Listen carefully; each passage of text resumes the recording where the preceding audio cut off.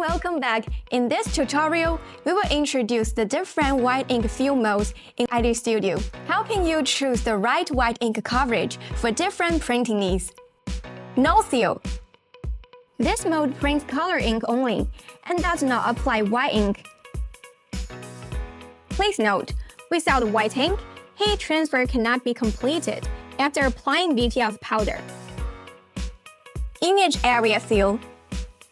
This mode detects the entire image area, including the background, and applies white ink across the whole area, commonly used when printing PNG images directly, or when creating designs with a white background effect.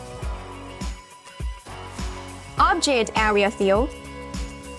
This mode detects the colored areas of the image, and applies white ink only to those colored areas.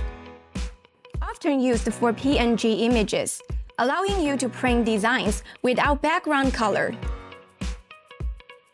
Transparent area fill. This mode detects transparent or colorless areas in the image and applies white ink to those areas.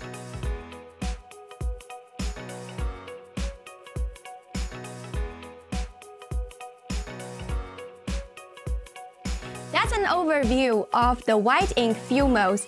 Choose the appropriate setting based on your image type for the best printing results. Thank you so much for watching.